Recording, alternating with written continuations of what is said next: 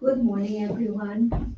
So happy to have all of you here, the ones there in person and the ones through the internet. Thank you so much for being with us today. So today we are going to have Marco Magalhães. He's going to give us the lecture. He's going to be talking about Jesus Christ, which is the best because it's the first day of the month that we'll be celebrating Jesus Christ's birthday. And our first reading is going to be done by Daniel, and then our prayer is going to be done by Teresa. Thank you so much. Daniel?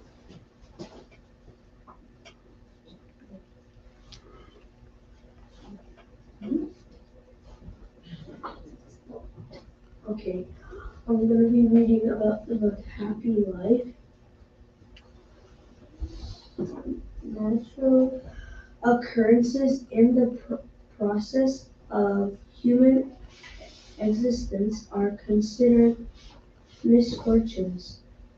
The loss of loved ones, accidents with painful consequences, economic ruin, effective bankruptcy, earthquakes, and other cataclysms. Certainly, these are great problems, but not, however, real disasters except for the person who allows himself to be undermined by their effects, thereby destroying life's highest values. Knowing how to face these unpleasant phenomena, one can extract real value from them and be happy.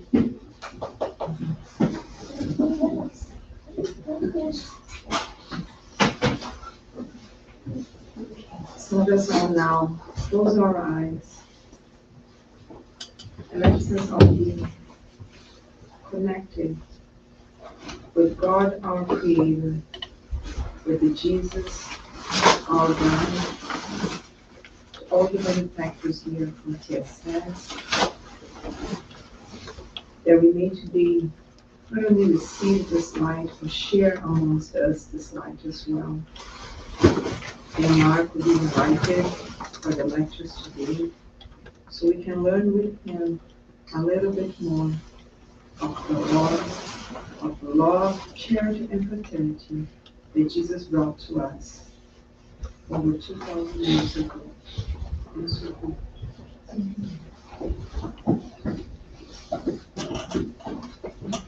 Okay, thank you everyone. Thank you all for coming.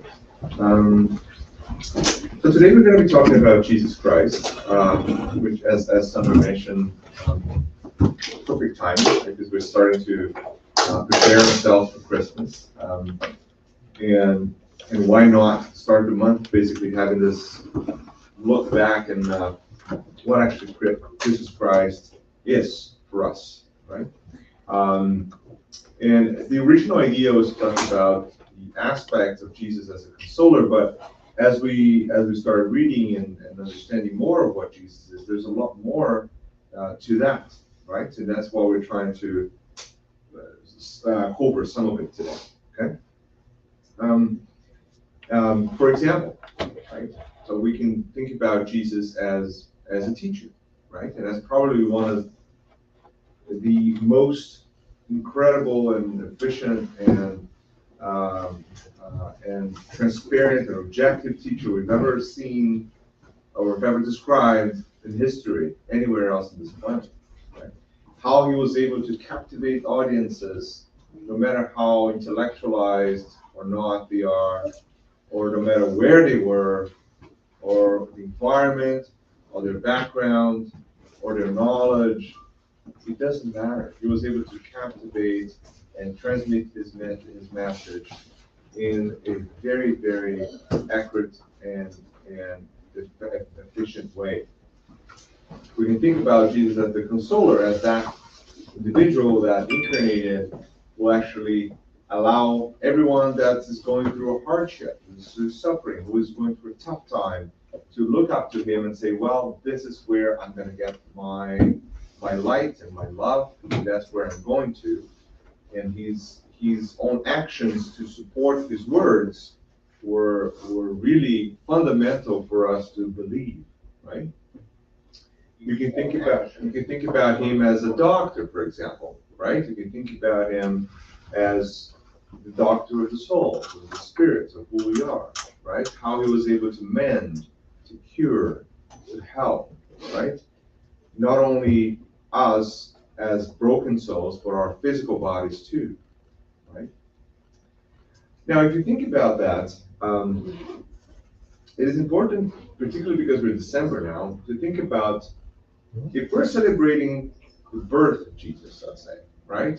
Historically speaking, when Jesus incarnated in this planet, that is one episode, obviously, that is the main idea behind Christmas. But the most important question is that, is Jesus born to you? Right? Because there's a symbolism to the idea of Jesus being born, right? And you can think about when in your life did you accept, right, and incorporate and internalize the message that Jesus brought to us? When was that day that you thought about that in yourself and say, okay, this is the day Jesus was born in my life? Because if you think about the birth of Jesus as the moment in history where the law of love is now symbolized into that message in one person, and is propagated from there to touch every single person in this planet. Now, if you think about ourselves now, when was that day that love sprouted inside of us, and we make the connection with Jesus? Because it's easy to talk about Jesus as like that incredibly elevated spirit that incarnated in this planet, but distancing ourselves from him at the same time, right? In other words, we know what he represents, we know what he says, but at the same time, I feel that I cannot get close to that. That's too much for me, you know? I'm not perfect, I'm broken, I'm this or I'm that. So we create, at the same time we recognize him, we create barriers that almost like impedes us from doing exactly what he wanted us to do. Right? What did Jesus want us to do? Jesus wanted us to wake us up, all of us, collectively, to what really important things are in life. That's this whole mission, right? And although we now can recognize and say, Jesus brought the law of love, but is the law of love existing? Because if it's not, we're not connected to whatever he represents, what the real message is. So the big question to all of us, and we're going to talk about this the entire morning today, is like, is Jesus born inside of you? Or in other words, did you finally make the connection that Jesus wanted us to make several thousand years ago?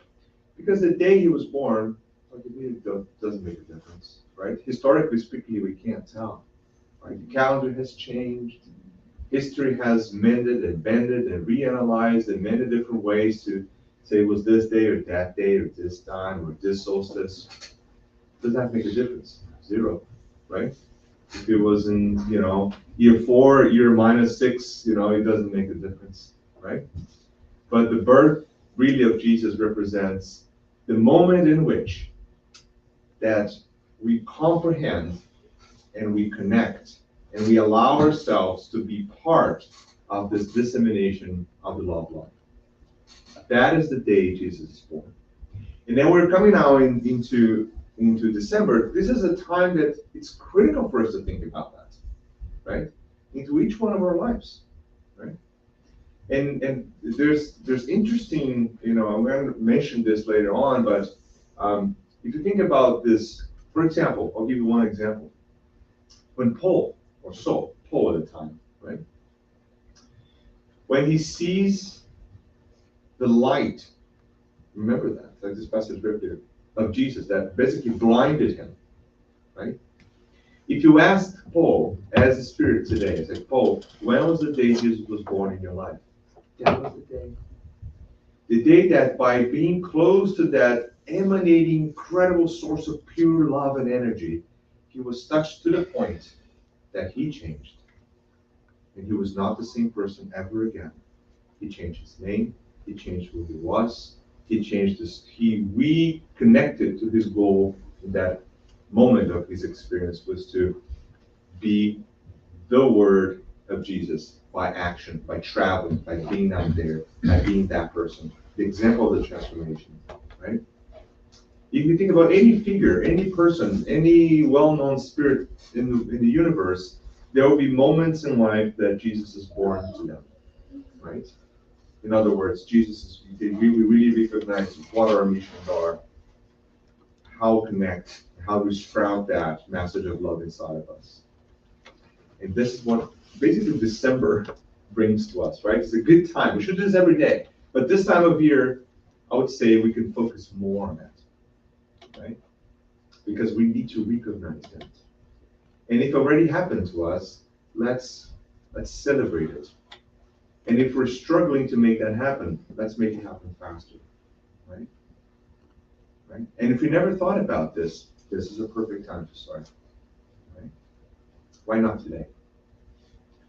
So, in the book, Jesus in the Home, right? Chapter 9, there's a very interesting story that it talks about, you know, how Jesus explaining to us how the message of God was being sent or delivered, right, to us. Right? And Jesus, in the company of all his disciples at the time, right, he's having this conversation, and Jesus starts saying this. So many years ago, and obviously he's telling this as some sort of a hypothetical story, but you'll see that is actually pretty much real story. Many years ago, when the world was in great danger, he starts, calamity, death, you know, ignorance, wickedness, right? God sent a messenger of knowledge, right? And the message of knowledge was supposed to come and deliver to us the knowledge that we needed to overcome the calamities, right? So people were lost. So God was delivering knowledge for us to deal with that, right? And this love, the first messenger of knowledge that Jesus sent, and he continues, right, was supposed to deliver this beautiful message of life eternal, right? Of the importance of knowing that we're all going to grow and develop and get better. When this messenger came to this planet, right, he incarnated, and he took up work as a teacher, right? And as a teacher, he started to get really interested in literature and sciences and knowledge, right? He was a messenger of knowledge.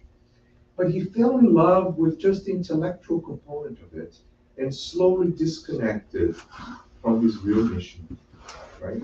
That was to go and reach out and grab hands and help those that were in need. So he grabbed all this beautiful intellectual perspectives of the knowledge, and he ignored the fact that if you don't deliver that to people, it makes no difference.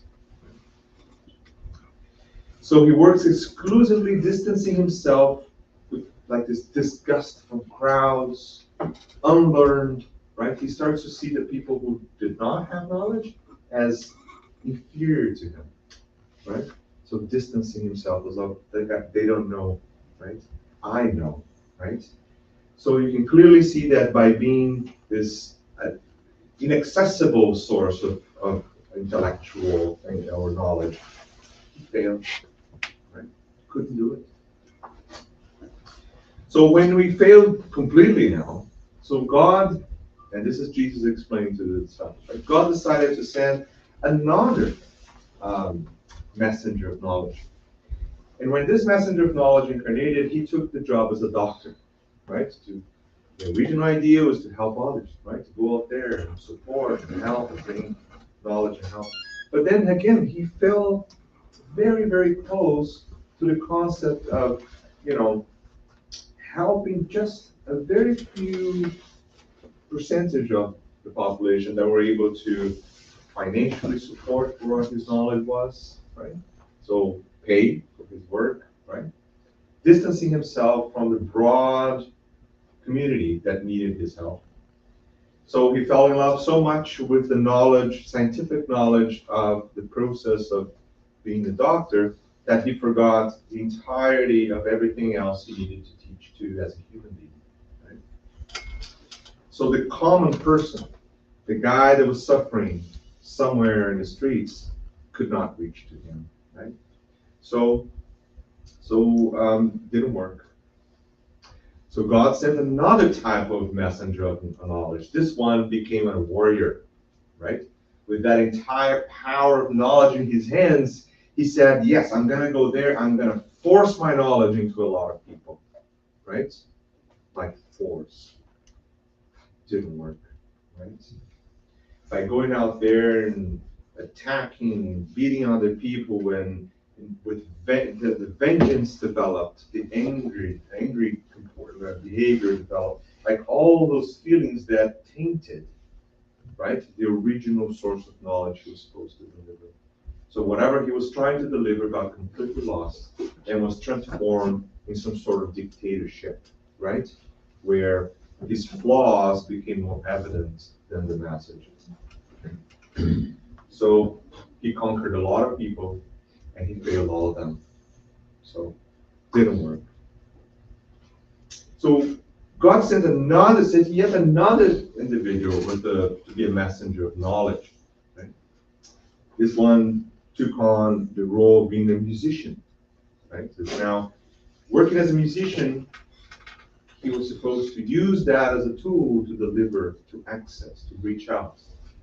But instead of that, he became really, really connected to the beauty of this incredibly complex compositions that only could reach the ears of very few selected people, right? So he became, what Jesus says, intoxicated by this specific lavish and rich halls, right, concerts. And again, by doing that, he would be exceptionally separated or disconnected, right, with exactly what he was supposed to deliver. He believed he was so good. What he did was so elevated and was almost like reaching the notes of divinity, that feeling, that idea itself, separated the entire knowledge that he was actually supposed to deliver, which is the one of love and charity, right, and helping one another. So he again separated himself as this super powerful, almost a deity of perfection, right, to hide the fact that he failed bitterly on his message. So Jesus continues, right? So instead of just repeating that, so God said, I'm going to now send a messenger of love, not knowledge. So this individual did not have this incredible intellectual capabilities of the other five that was sent before. But instead, he was able to connect to people. Right? And Jesus continues and says, with great mercy, this messenger was able to reach the four corners of the world. He felt compassion for the teacher that failed his message. He felt compassion for the doctor, compassion for the warrior, and the musician. At the same time, he felt mercy for the misfortunes of all the crowds. So determined to work in God's name, this is now Jesus explained, he became the diligent servants to all, including the individuals that came to send knowledge and failed everyone. He began to work for the common good and identifying the people whom he had to come to serve first. So he began to work on that, and then he forgave infinitely and repeated the same effort, the same lesson 1,000 times over that the teacher couldn't do. but he reached out to every single one of them and allowed them to be better on their own jobs. If he was humiliated or persecuted, he tried to see the offense as a beneficial challenge to his ability to perform his duties. He could bear witness to his trust in his Father who had sent him, in order to love his brothers and sisters in struggle without holding back. Many times he was compelled to pray for help from the heaven above, faced with the claws of slander and sarcasm. Nonetheless, Jesus continues, he found in the lowest manifestations of human nature even more reasons to dedicate himself to those individuals. Look at this. So the messenger of love, coming and seeing what was happening, he found in this, think about the most absurd, lowest manifestations of hatred and whatever you can think about, whatever was happening to humanity at that time, the messenger of love would see that and use that energy to fuel his own energy to help them. In other words, the worse it was, the more he felt energized to help them more, because he realized that these individuals all needed more and more help. Sounds familiar, right? Actually, Jesus is talking about his own mission. And the many others that came, different spirits in different places in different time, that fell through that exact same plan, right? They came as messengers of love. And we know many of them in many cultures and religions, right? And how many times Jesus prayed? Remember, he's explaining exactly what he's doing, right? To help us, right? So thus, he continued, it was that by making himself the least of all, he was able to light the renewing flame of faith in pure kindness in the hearts of every single earthly creature, uplifting them to the highest level, thereby winning a complete victory in the divine mission to which he had been entrusted. And then he continues, there was a slight pause in the sweet words of the Messiah. And then the light of the calm that had spontaneous came over from that noisy, bustling room. He concluded with an expressive tone in his voice. Education and sanctification represents inseparable forces towards the Spirit's glory. Knowledge and love are the two wings that angels that have reached the divine throne. But far and wide, those who love are far ahead from those who merely know. That's how he is. So this message cannot be more timely. Because most of us here and the internet and anywhere today, we kind of know a few things already, right? We may not be experts, but we have some knowledge. We have an inherent seed of knowledge inside of us that kind of gives us a hint of what are good things and what maybe not good things, right? What should I do? And maybe what should I do? That's our conscience. And in some cases, we know a bit more because we already read the Bible or the Gospels or the story of Jesus or Kardec's works or in other religions, whatever they're reading. So we have some sort of moral background to understand a little bit knowledge, right? But what should I do, what should not do, and have that moral compass, right? But do we love? That's exactly what Jesus is telling us. Or are we one of those messengers of knowledge? They're hanging out here, completely steering away from what we're supposed to do, right? Instead of loving first, right? That's the message of love, too. Because as Jesus says, the ones who love in action. In other words, like being kind, talking, reaching out. I'm not saying, what Jesus says that, he's not even asking you to do what the disciples did. Like, they gave up their families, their lives, everything. They started to roaming in the desert behind this guy that doesn't know who it is. They're not asking that because, they kind of know that most of us would not take that right now. And we'll probably look at the disciples and say, oh, this guy's completely insane, right? How can you be fishing one day to get food for your family? This guy walks down the beach and say, hey, come with me. We're going to transform the world. They're going to say, sure, yeah, I'm going to go. I'm just going to dump all my stuff, right? And I'm going to say bye to everyone in my family because I'm going to be like several years away from home, hungry and kind of walking around barefoot, talking to people, being lynched or something. It's going to be a great journey. I'm definitely going to go, right? That's what he did, right? So Jesus already knows that we are not there yet. In other words, taking that incredibly difficult decision, we're not prepared for that yet. So that's why those decisions don't come to us on a regular basis. Right? Remember, those challenges only happen to those who are ready for it. So the fisherman that would say, oh, there's a simple fisherman, non-educated. No, there's an incredibly evolved spirit for their times. Stop this nonsense of thinking they're not, they're just random people. They're not random people. These are spirits that dedicated ages of evolution to be in the stage that could actually interact with Jesus and actually follow him. Because we are not there yet. We're not.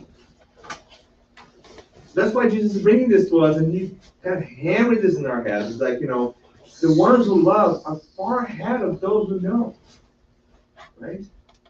Because those disciples, they did not have the knowledge that, the mathematicians or the musicians had, right? But they loved. They believed. They had faith. Where are we in that story? Right? That's what this story from Jesus in the home here brings to us so close. Is that imagine if Jesus is telling this story right in front of us. Where would we be in that story? Right? What actions are we taking right now to move towards what Jesus is telling us? Okay. So there are so many ways of doing this, right? And obviously me talking here, I'm definitely not an expert or an incredibly elevated being that will tell you here is like, yeah, let's be all this and pray and be a saint every day. No, because we're not. I'm not, right? But there are tiny little things that we can probably start doing and make it a routine. How about just respecting people that think differently than us? Right? Knowing how to exchange ideas without trying to punch each other. That's a good start, right? How about reading a comment online and not throwing these darts of the energy that you want to picture yourself attacking someone that has actually happened. If you're reading something online and you're thinking in your thoughts something really, really negative about the person writing that comment, it's actually the same thing. He's actually doing it. You're just not seeing it. But your thoughts are real. They have weight. You actually project that into that person. The person feels it. And I can guarantee you, they're going to send it back to you. Exactly that type of energy. So that becomes a cascade of nonsensical negativity. Chico Xavier, remember what he did when that started in his head, right? When his neighbor killed his dog, right? There was this tiny little start of this being upset about what happened, right? So Emmanuel came to him and said, just figure out whatever that person likes and wants the most and give to her. So that motion of goodness towards that person will bring back to you more goodness. Isn't that easy? So he did. And there's this beautiful description of the energy that is exchanging between the neighbor and Chico, right? Of when he's giving that gift, right? The neighbor, all the negativity, everything kind of dissolutes and then becomes a bond again of good things, right? Am I saying that we don't need to have an opinion? No, I'm not saying that. Of course, we have opinions. We need to voice things. We need to be concerned about things. Of course we do, right? But we don't need to tie that with anger, with, the idea of being like attacking or injuring or, this negativity towards the other person. That we don't need. We definitely don't, right? When you're seeing someone who apparently is in stress or distress, reach out, talk to people. Right? We don't do that anymore, right? We don't. This week, I had an opportunity, which was very interesting. It tends to happen quite often. Out of nowhere, in a scenario that I don't expect, I see someone, and I immediately comes to my mind like I need to talk and I need to help this person. Not random in my eyes, completely organized and orchestrated by the spirituality, right?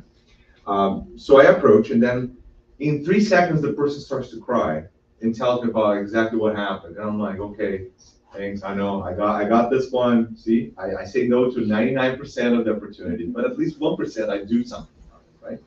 So here I am doing something about it. And I think I was able to help that person to a point that in the end, the person actually said to me, is like, thank you for this. This has been very helpful. And you can see that that person was going probably in a pathway that she was going to harm herself at some point, right? And maybe 5 words that I said were able to drift that person back to some sort of acceptable stress level, right? I did not cure her. No, not at all, right? But these little seeds of light that are in the path of so many others and happened to us before, this is what Jesus is telling us. Like, do you love? Because that's loving action, right? At your work, when something happens, something that is not okay, something that's upsetting, like replying to that email in 3 seconds does not help. You're just going to send an email charged with the same angerness and bitterness that the whatever situation is. So basically, you're contributing to more and more calamity and stress. Why don't you take a break? Why don't you think about why that's happening? And maybe reply the next day when your mind is not connected with so much stress and anxiety and negativity, right? How about we learn to control those moments where that deep-rooted feelings, negativity are still inside of us, they kind of like they flourish a little bit more. Let's try to think about them, right? Control them, learn with them, right? Instead of sending them right back to that person, because that is not helpful. See, this is love. That's what Jesus is talking about, right? So little things, if we can control ourselves, we can do better. We can talk. We can reach out, right? Say hi, right? Maybe say sorry without saying sorry, trying to punch the person in the face. That's a good start, right? Because sometimes we're saying sorry, it's like, sorry, sorry. That's not sorry. You're being so angry. Why? So Jesus is really bringing to us this daily question, right? Of, if you are here, we have a reason to be here. And we don't need to be too complicated about it, right? It's not that we can just say, I need to do this, this, and that. And no, start with the basics, with love and respect, caring, like charity, which is love in action. So if you look at the examples of Jesus now, like let's look back at his existence here with us. And this is from the book Palavras da Vida Eterna, from Chico, right, Emmanuel. Emmanuel is going to tell us, right, through all the circumstances, we found Jesus interested above all in the loyalty to God and service to man. He did not require a golden crown for his earthly life. He gladly accepted the humble, laborious childhood. He embraced fellow servants without asking them for a certificate of holiness. Right? It's like, some religious institutions out there, and I'm including Spiritism too, right? They're like, oh, you try to somehow separate individuals with this sort of certificate of perfection of holiness. Like, this guy, yeah, this is a very good individual, but this is not good. Or this is very knowledgeable, this is not very knowledgeable. Oh, this guy is an incredible speaker, but he said one thing that was wrong in his lifetime, so I'm not talking to this person ever again. Right? We do that. We do. See, we're taught not to do it, but we do it, right? All the time. So that's what Jesus is talking about, right? Because Jesus, when he presented himself here in this planet, he was not there with the elites and the super smart people. It's like, hey, come here, camaraderie. Let's fix these problems, right? From the top down. No. What did he do? It's like, I don't want to deal with this. I'm going to talk to that guy, that woman that has been accused and stoned to death because she's been accused of adultery or something like that. So he was there, right? With people that society didn't want to talk to. Because it's exactly the opposite of what we expected as a leader, right? That is shocking to the society then, and it's still shocking to us now. Because although we know that story, we actually don't somehow connect to it, right? And we still want to be, with the top brass type of level attitude, like, yeah, I'm really good, I'm really holy, right? But we forget that the action needed is with the little people, like day to day, like in your work, in your way to work, in your home, right? In your community, right? In your country, right? In your thoughts, right? When you're reading something, right? All of this. This is what Jesus wants. And those of us who are far in more hardship and worse shape than we are, those are the ones we need to be close together, right? So what have we actually done to help people in need recently? I don't need answers. Just think about it, right?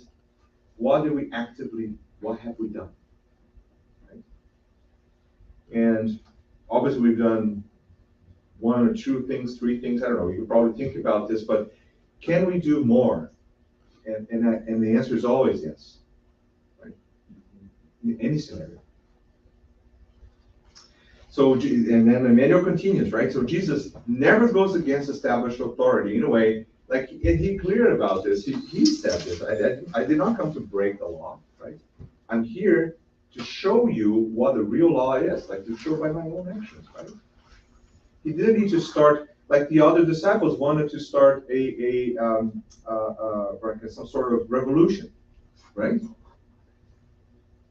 When you remember the idea of the Judah, like the treason and all that stuff, the reality is that they wanted to mobilize people to take up Jesus as this martyr of revolution and take over the entire political and financial system at the time.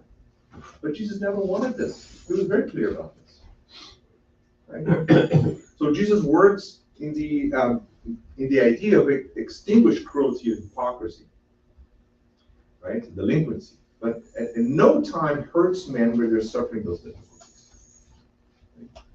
He wanted to eliminate all those things, but he was not there slapping the hands of those who were doing it. He was reaching out, right? And say, okay, let's walk this path instead of that one that you're in. Right? He's misunderstood by many others, right? He never expects a reward. Not even the ones that come in sympathy or understanding. He suffers the ingratitude of the beneficiaries, right? Without any idea of revenge. Like imagine, like when you go help someone, and that person that you help turns back at you, and you're like, that guy, you helped him. He never said thank you, and now he's doing this against me. It's like Jesus was like, poor guy, right? Let's help him more. That's what Jesus was saying. We're doing the opposite, right? We want to go there and take back everything that I help him, I'm going to take it back. Revenge, right? That's what comes from mind, right? All the time. Jesus receives undue condemnation and is subjected to the torments of the cross without appealing to justice. And no one was freer than him, free to continue serving and loving through the ages. This is the idea of real freedom. Right? When are we really free? When all the laws, the divine laws of God, are so much inside of us that we don't need to follow the laws. We are the representation of those laws. So that's Jesus. So was he free? 100%. He was free, right, as a spirit. But very different from what we think about freedom. Freedom, we think about a freedom like saying what I want, doing what I want, going where I want, right? But the real freedom is very different from that, right? Because that freedom is limited by the freedom of every other person. So the real freedom only comes when all of us, united together, have all the laws of God inside of us to a point that I don't have to think about them anymore, right? Some laws are easier to do that, right? Some things we already know, right? We can already kind of assume that most of us don't want to kill another person. Most of us, right? Because that is already kind of inside of us, right? We don't have to fight off, like, okay, I understand, I get that, right? But being in a situation that, maybe it's a tiny little thing that you want to do wrong, maybe there's no one looking, right? We're still tempted to do things that are against the law, right? And we have to fight them off, right? So that's the difference between having the law inside of us and still being punished by breaking the law, right? For example, imagine that we had all highways without any sort of surveillance, no police, no offices, nothing. Would you go by the limit posted all the time? Just think about it. You don't need to raise your hand and answer. Just think about yes or no. I'll say most people would say no. They may say yes here, but when put in an empty highway without any sort of knowing for sure that nothing was going to happen, right? And just allowed to go, it's very likely that you're going to drive well above the posted limit, right? Because, you see, that law is not inside of you anymore. Not there, right? So you have to deal with the consequence. You do it because there's a consequence, right? We still have people that don't use seatbelts. Seatbelts were struggle, right? In the beginning, people were like, oh, I'm taking away my rights, my freedom. I can't be tied to this car. Yeah, that's exactly what happened. People revolted against seatbelts when seatbelts were implemented, right? Now most of us would do it almost automatically, right? Go to the car, put a seatbelt, like, okay, fine. Because for most of us, we don't need that law anymore, right? It's almost like, yeah, I know, this is good for me, for others, right? It's a safety thing. See, we incorporated the law inside of us. But for other things, the law is still very, very far away, right? And we need a reminder, a slap in the hand, right? To make sure we do it. So the divine laws are the same, right? So some divine laws, we can do it, right? We already have it inside of us, right? But let's say, this example here, when you help someone and that person had chosen gratitude towards you, how many of us will say, yeah, let's forgive and let's help again, right? I'll bring most of us will probably say no, right?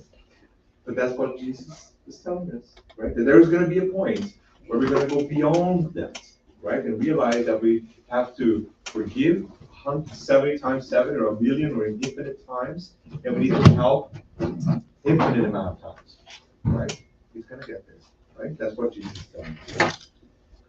So through all circumstances, we find Jesus interested. When we talk about the loyalty of God, and most importantly, when we think about Jesus in the sense of the doctor, the consoler, the teacher, the brother, right? This individual, the Spirit of Truth tells us a very important message in the Gospel according to the Spirit, in chapter 6. The Spirit of Truth brings this. O Spiritists, love one another. This is the first teaching. Educate yourselves. This is the second, exactly what Jesus told us there, right? All truths are found in Christianity. The errors that have become rooted within it are of human origin the spiritual truth recognizes that a lot of things we think about in Christianity today are completely different from what Christ tells us to do. Like, it's obvious, right? No question about it, right? What he's saying is that if you really think about Jesus himself and what he's done, right, you have the moral sense or the compass to know that we've done a lot of things wrong in the name of Jesus. Period. We still do, right? And then he continues, brothers and sisters, nothing perishes. Jesus is the victor over evil, and he's the word of love. He's the representation of love, right? So he continues. I have come, and I once came amongst the wayward children of Israel to bring the truth and dissipate the darkness. Listen to me. Spiritism, as my word of old, must remind us believers that above the rhymes of immutable truth, the good God, the great God who makes the plant germinate and raises the tides, I have revealed the divine doctrine, and like a reaper, I have gathered into sheaves the good scattered amid humankind, and have said, come unto me, all you who suffer. So that's Jesus. So Jesus is telling us all the time, the consoling aspect of Jesus is what really drives most of us, right, in the end of the day, right? When we're hardship, we're in a tough time, the days we're crying, we have, we're not okay, and we need, so think about Jesus, because he's right there with us all the time, right? Although we usually block that help, right, by our own thoughts and actions, if we really reach out through our minds and our thoughts, we're always going to have the help we so desperately need, right? And just to finalize now what we had to talk about today, Chico Xavier once wrote also, as in the past, some still have their hearts closed as the resting inns in Bethlehem. I remember when Jesus was born in that, right? That they had no support, they had nowhere to go. So open your heart with love and humility to offer everything necessary for the birth of Jesus. When we talk about the birth of Jesus for us, right? And in others, right? So seek urgently to get him to be born in your lives. Because when that happens, we'll finally understand Christmas and the truly find of the light. Right? So, just to end, I'll have to say, Merry Christmas to everyone, and let's maybe use this time of year, right, to think about Jesus being born in our lives and helping and facilitating that, and not only that, facilitating the concept of Jesus and the love being born into everyone's life, right? And it doesn't matter if you believe or don't believe, or if you're not religion, it doesn't matter, because every single person, because we're all created the same and equal and from the same God, we all know that the concept of love is universal, right? Easy. You can approach anyone and say, we should respect each other. Everybody, right? Does anyone say, no, we shouldn't? That's something. Most of us know, right? So we'll say, we should love one another, or do unto others what we expect people to do unto us. Like, most people recognize this, and we shouldn't have any trouble helping people flourish that idea inside of ourselves, right? So that is the real message that we have for Christmas. Thank you all. Thank you, Marco. Thank you for this beautiful lecture that really sets the tone for this month of December when we celebrate Christmas. We were talking about when the moment of transformation happens, when we really wake up for those laws. And I was thinking about that, for some of us, it may be a very clear moment, so when it becomes bold, this moment, it makes me just from now on, I'm a different person. But also, I think for some of us, and sometimes we think you need to have the aha moment when it happens. It's and I think for most of us, it's not an aha moment. I think it's just something that gradually happens. Because sometimes you keep thinking, there are times I have that one moment that wakes me up, it's not gonna happen. It is already happening, it's happening slowly.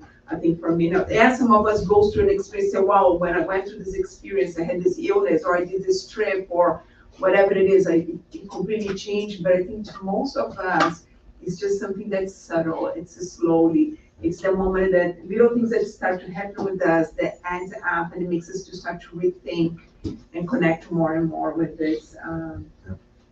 So yeah, and this is a great example because for me, so I would say it started to happen the first time I actually went into a spiritual center to learn, which was actually not too long ago. It's 2009, I think, in New York when I was there. And I've been in a spiritual center many times, but as usual, just to go in there and kind of, get passes and drink some water and like walk out.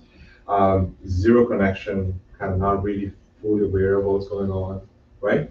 So, and Joyce got this idea, right? She was like, we gotta go to a spiritual center. I'm like, why we're why we're gonna do that? We're here in New York, And she's like, yeah, we should. I said, yeah, maybe we should. And just like this thing, like, I don't know, maybe we should go, right?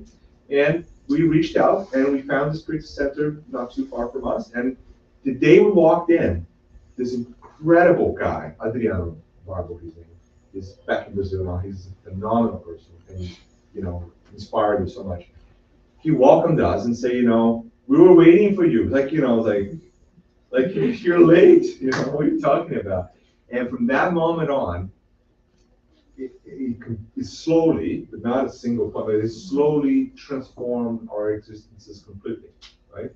So we got engaged, we studied, we started learning, and then we started to realize, oh my God, how much, like I'm wasting my time big time, right? So I need to catch up. So I need to do so much more. And I think that opening of our eyes was when I realized the first moment, like Jesus was kind of coming in my life a little bit, and still, right? It's not that I'm like, oh yeah, I'm wanting to. No. Like, of course not, right? We're far away from that, but it's a tiny thing right there. And even in some ways, if you think about Paul, yeah, I had that aha moment, like a big one. But if you think he also was put seeds, because he could have changed before when Abigail spoke with him. Exactly. Yeah. That was the person like, so wake up, and he's like, it made him think. He's like, no. And then when he Stephen doing the lecture, exactly. it touches him like greatly. Like he really like. Yeah. There's something here, but still like no, because his pride still spoke loud, and then they had the emotion like no, now it's like now it's time, now let's go. But it's just to have this, we have sometimes to do not discourage ourselves waiting for that moment. I think because that one big moment didn't happen, it's slowly, right? I know we don't have any questions on the internet because it's just there, but there's any comments or any questions here from everybody that's here present. No? Okay. So Marco, thank you very much. Thank you very much for everybody that was with us over the internet, and we're hoping to see you here next Sunday. Thank you.